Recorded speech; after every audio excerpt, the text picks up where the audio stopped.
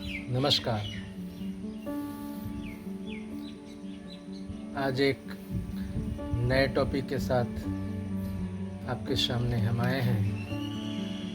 भारतीय न्याय संहिता 2023 के कुछ महत्वपूर्ण प्रावधानों को लेकर। ये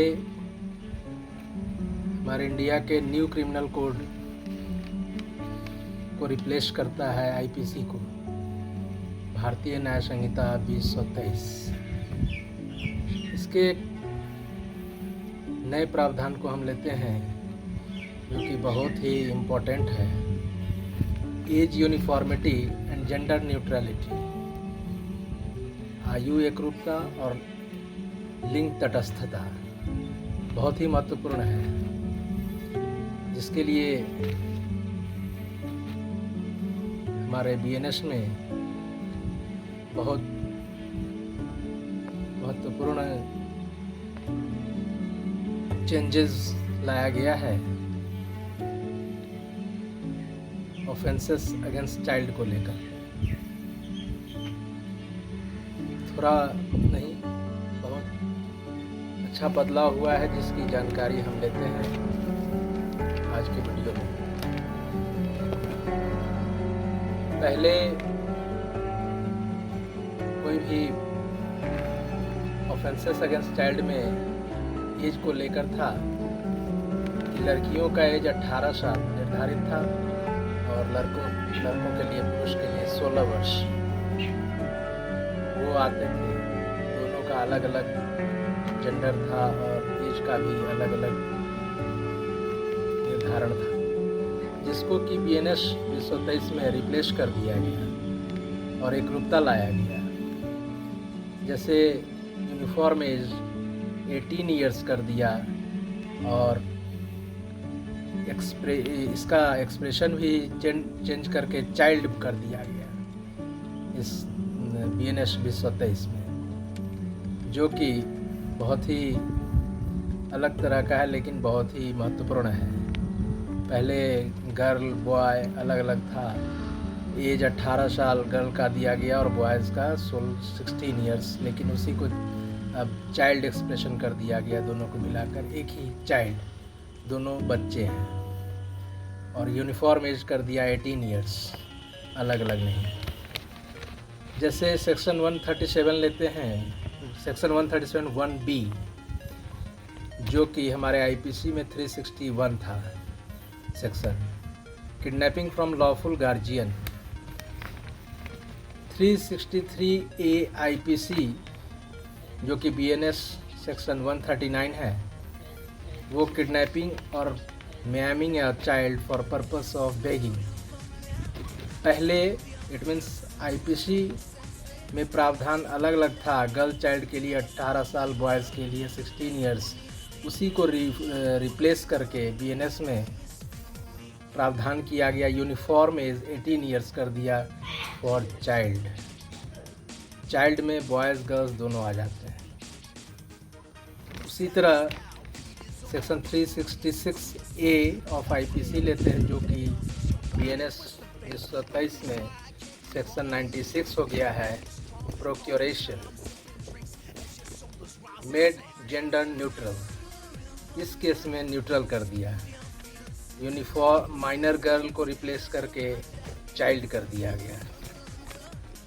तो जेंडर डिस्पैरिटी को यहाँ रिप्लेस कर दिया गया है और चाइल्ड को समाहित कर दिया गया है।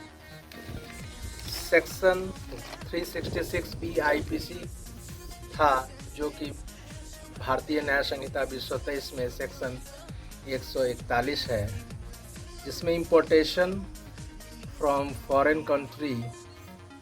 तो उसमें पहले गर्ल चाइल्ड का एज 21 ईयर्स था और केवल गर्ल चाइल्ड को ही उसमें दिया गया था, लेकिन अब बॉयज़ भी को भी इंक्लूड कर दिया गया और एज बॉयज़ का 18 ईयर्स कर दिया गया।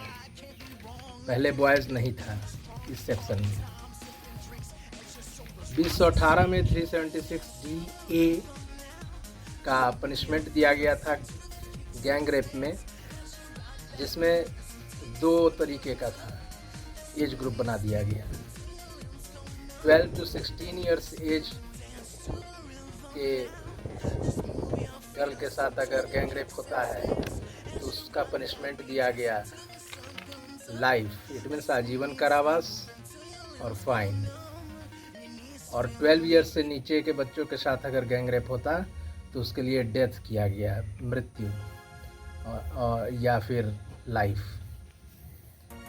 उसी को BNS 223 में सेक्शन 70(2) के तहत एज ग्रुप 18 ईयर्स कर दिया वुमन का, जो कि 1 और मोर पर्सन अगर रेप करते हैं तो ये लागू होता है, और उसमें डेथ सेंटेंस का ये कर दिया, मृत्यु दंड को प्रावधानित किया गया। और ये जितने भी हैं सिंपली विक्टिम को सेंट्रिक करके बनाया गया है पूरा प्रावधान। पहले केवल बच्चियों को विक्टिम माना जाता था, अब नाबालिग बच्चे को भी समाहित किया गया है भारतीय न्याय संहिता 223 में। अब हम 354B धारा को लेते हैं IPC के तहत, जो कि अब धारा से 76 हो गया है भारतीय न्याय संहिता 223 में। इसमें है असॉल्ट और use of criminal force to woman with intent to disrobe. इसमें है एनी मैन। असॉल्ट और use of criminal force IPC में प्रावधान था एनी मैन। उसी तरह 354C IPC में था, जो कि BNS 77 हो गया, वोयूरिज्म। इसमें भी था कि एनी मैन, इस वर्ड पर ध्यान देंगे, एनी मैन। इस दोनों सेक्शन में एनी मैन IPC में था, where any man watches or captures image of a woman enjoying in private act in any circumstances where she would usually have expectation not being observed। तो BNS 76 और 77 में इसको change करके any man के जगह whoever कर दिया, कोई भी। वहाँ ये स्पेसिफिक नहीं है कि मैन ही करे, वुमेन भी करेगी तो ये पनिशमेंट इस सेक्शन के तहत उनको मिलेगा। पहले केवल पुरुष द्वारा अपराध की बात कही गई थी IPC में, अब कोई भी किसी के द्वारा किए जाने को समाहित किया गया है। इस तरह हम पाते हैं कि अब यहाँ बच्चे को समाहित किया गया है, जिसमें दोनों गर्ल्स और बॉयज़, चाइल्ड दोनों आते हैं। अब चाइल्ड हो गया, बॉयज़ और गर्ल्स डिफ्रेंशिएट नहीं किया गया है, यहाँ जेंडर डिफ्रेंशिएशन नहीं है, एज का भी अलग अलग ये नहीं है, एज भी पूरा यूनिफॉर्मिटी के साथ, gender uniformity, age uniformity and gender neutrality की बात कही जा रही है। अब इस तरह हम देख रहे हैं कि BNS brings important legal clarity by uniformly defining child and consolidating related offenses। Thank you. अब एक स्नैप रिव्यू देखते हैं।